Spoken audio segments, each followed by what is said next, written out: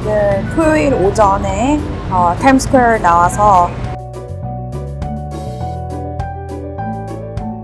구독자분들 중에 뉴욕에 되게 유명한 컵케이크 집이 있는데 컵케이크 사 먹으라고 기프트 카드를 보내주신 분이 있어서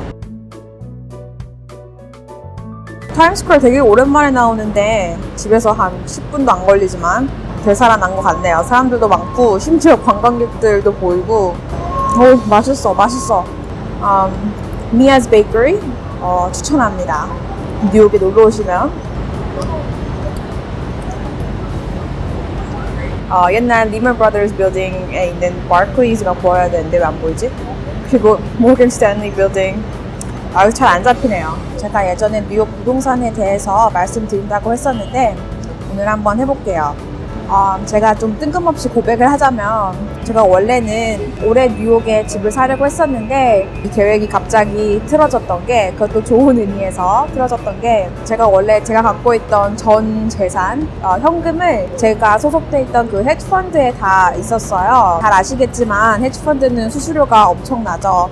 이게 220 모델이라고 해서 기본 운용 수수료만 2%고요. 그리고 거기에 추가로 이제 수익이 나면 성과 보수를 20% 또 떼갑니다. 그렇게 이제 운용 수수료가 되게 높기 때문에 진짜 웬만한 개인 자산가 아니고는 헤지펀드에 투자할 수가 없는데, 그런데 저는 직원이기 때문에 그런 수수료가 다 없어요. 뭐 내가 운영하는 펀드에 내 돈 넣는 건데 결국에는 그때 당시 제 펀드에 뭐 안 넣을 이유가 없었기 때문에 거의 막 몇 년 동안 헤지펀드에 캐시를 다 넣고 있었는데 제가 올해 2월 달에 그 돈을 다 캐시아웃 했어요. 뺐는데 그 이유가 집 사려고. 그래서 한창 막 은행들 돌아다니면서 모기지 알아보고 있고 막 그러다가 그게 2월이었는데 3월 달에 이 코로나 사태가 터지면서 증시가 폭락을 했죠.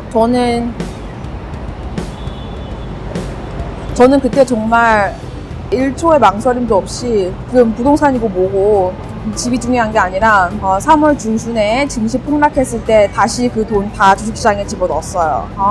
제가 항상 친구들하고 이제 술 마시고 이럴 때 정말 입버릇처럼 하던 말이, 내가 정말 2008년도 때 정말 대출을 끌어와서라도 주식시장에 베팅했었어야 되는데 그걸 못했다고. 술만 마시면 그렇게 칭얼댔는데 근데 그 기회가 12년 만에 찾아왔기 때문에 이건 정말 생각하고도 말 것도 없이 바로 주식시장 리턴.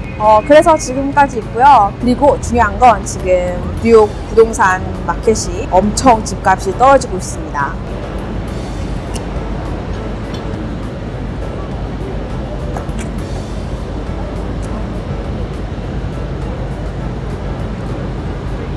뉴욕이 전 세계적으로 정말 코로나 핫스팟이었기 때문에 3월부터 도시 전체가 셧다운이었었고 모두 재택근무하고 있고, 저는 뭐 맨하탄에 사니까 계속 뉴욕에 있지만 제 친구들 같은 경우는 뭐 결혼해서 뭐 애 둘씩이나 있고 대부분 뉴저지에 살거든요. 뉴저지나 커네티컷 혹은 뉴욕 위쪽 웨스트체스터라는 곳에 멀리 사는데 지금 벌써 10월 중순이니까 7개월, 8개월째 재택근무를 하고 있어서 뉴욕에 올 일이 없어서 이제 뉴욕 어떻게 생겼는지 까먹었다고. 그 정도로 사람들이 뉴욕에 없고요.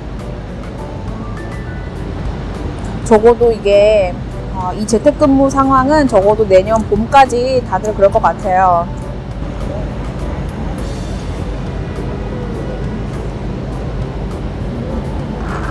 저는 주변에 투자은행에서 이제 뱅킹하는 친구들이 많아서 걔네들 대부분 뭐 시니어 VP, 디렉터 이 정도 레벨인데 회사 안 나가요. 그냥 재택근무하죠.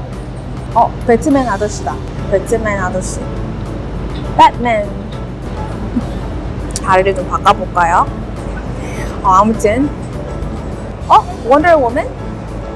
자, 아무튼 이렇게 사람들이 뉴욕을 떠나니까 이제 뉴욕 집값이 많이 내려갔는데, 일단 뉴욕이 이제 렌털 마켓 그리고 이제 홈 오너십 두 가지 옵션이 있죠. 이제 저처럼 월세 사는 사람들, 이제 렌털의 경우는 지금 완전 렌터스 마켓이에요. 여기는 이제 컨세션이라는 제도가 있는데 그게 뭐냐면 이제 월세를 이렇게 면제해 주는 건데, 만약에 1month 컨세션 하면 이제 한 달치 월세 웨이브 해주는 거고, 그래서 이제 대부분 한 달에서 한 달 반 컨세션 아무리 많아도 근데 요즘은 맨하탄에서 월세 살 이유가 없으니까 회사도 안 나가고, 그래서 지금 요즘 집주인들이 정말 기본 3month, 4month concession까지 주고 있어요. 그리고 집을 사는 경우는 이것도 이제 한국이랑 개념이 다른 부분이 있어서 간단하게 정리를 하자면 이건 약간 뉴욕 특징적인 것이기도 한데 일단 주거 형태가 세 가지가 있는데 하나는 이제 우리가 흔히 이제 어파트먼트라고 하면 대부분 이제 렌털 어파트먼트를 말하는 거고요. 그러니까 저 같은 사람들, 월세 내고 사는 사람들이 I live in an apartment. 렌트하고 산다는 뜻이고 집을 사면 이제 it's either a condo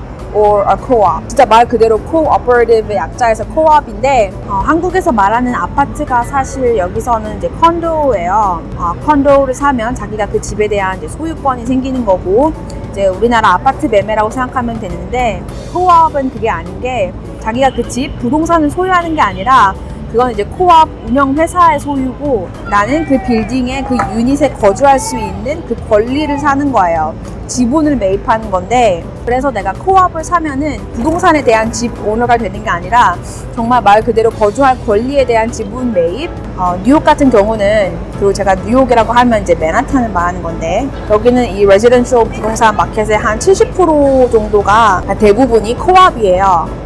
코업은 이제 코업 보드라는 게 있어서 이게 코업을 사려고 해도 절차가 되게 까다로운데 이 보드 승인을 받아야 되고 자격 조건도 되게 까다로워서 보드에서 이 새로운 입주자를 승인을 할 때까지 다 기다려야 되고 당연히 안 될 수도 있고 그리고 중요한 거는 코업을 살 때도 그렇게 까다로운데 팔 때도 똑같이 까다로워요. 그때도 코업 보드 승인 받아야 되고 내가 코업을 사서 그 사이에 다른 사람들한테 뭐 세를 내주고 싶어도 그것도 대부분 뭐 안 되거나 뭐 승인 받아야 되고 뭔가 자유롭게 할 수 있는 게 없어요. 그리고 사실 이제 미국 부동산의 묘미는 여기서 집을 사는 거에 대한 강점은 결국엔 이 LTV인데 주로 LTV 한 80% 이상까지 대출 받을 수 있어요. 한국은 요즘 LTV 규제 한 40% 되나요? 이건 정말 한국이 이상한 거고 한국 부동산 시장 규제에 대해서는 제가 할 말이 너무너무 많지만 이것도 제 정치적 성향이 드러나서 또 욕을 먹을 거기 때문에 더 이상 말하지 않기로 하고 아무튼 이제 미국은 컨도 사면 다운 페이먼트 20%만 하면 되니까 되게 누어버해요. 돈 그렇게까지 많지 않아도 집 살 수 있는데 그 대신 이제 코업 같은 경우는 약간 다르게 이 파이낸싱에도 뭐 그들이 지정한 이 파이낸셜 인스티튜션에서 혹은 그들이 지정한 파이낸셜 플랜에 따라서 대출을 받아야 돼서 50% 이상은 모르지 안 되는 곳들도 있고 아무튼 뭐 별별 조건이 다 있습니다. 그리고 대부분 코업들이 옛날 건물이에요. 정말 뉴욕 옛날 건물들이 많고 그 대신 컨도는 이제 요즘 새로 지어진 정말 모던 럭셔리 빌딩 많고요. 자, 이런 제약들이 많은데도 불구하고 그러면 이제 코업을 사는 장점이 뭐냐? 일단 코업이 훨씬 더 싼 편입니다. 이제 같은 조건, 뭐 같은 평수, 같은 뭐 로케이션 이런 걸 따졌을 때 코업이 거의 매매 가격이 한 30-40% 더 쌀 때가 많고요. 컨도보다. 그래서 뭐 장단점이 있어요. 뭐 개인적인 상황에 따라서 뭐 컨도를 사던 코업을 사던 그리고 요즘 맨하탄 렌털 시장도 렌털스 마켓이듯이 이제 부동산 매매 시장도 지금 완전 바이어스 마켓인 게 뉴욕 집값이 맨하탄 집값이 드디어 엄청나게 떨어지고 있습니다. 솔직히 뭐 이제 시작인 것 같고요. 한 여름부터 적어도 뭐 내년 상반기까지는 계속 집값이 내려갈 것 같은데 저는 그래서 일단 기분 좋게 관망하고 있습니다. 제가 주변에서 왜 집 안 사냐는 말 되게 많이 들었는데 제 친구들 뭐 지인들 같은 경우 2015년, 16년에 집을 제일 많이 샀거든요. 맨하탄에. 그때가 거의 집값 피크 찍던 시절이었는데 제가 예전에 부동산 쪽 사모펀드 소속이었는데 주변에서 되게 많이 물어봤어요. 지금 집 살 때냐고. 저는 분명히 아니라고 했거든요. 그리고 제 자신도 사지도 않고 있었고 그런데 아무도 내 말 듣지 않았어. 아니 말을 안 들을 거면 왜 물어보는 거야 애초에. 저는 뭐 항상 사람들이랑 반대로 하기 때문에 남들이 할 때 절대 같이 안 합니다. 지금도 이제 코로나 이후로 사람들이 뭐 뉴욕은 이제 끝났다, 뉴욕 망했다, 누가 요즘 굳이 뉴욕 사냐, 다들 뉴욕 떠나니까 저는 오히려 남들이 다 떠날 때 이 타이밍이야말로 뉴욕에 집을 사는 게 맞다고 봅니다. 남들이 뭐 어떻게 하든지 말든지 결국에 누가 맞을지는 꼭 봐야 하겠지만 어쨌든 저는 제 판단에 자신이 있습니다. 적어도 제가 죽기 전까지는 뉴욕이 망할 일은 없을 것 같아요. New York will always be New York.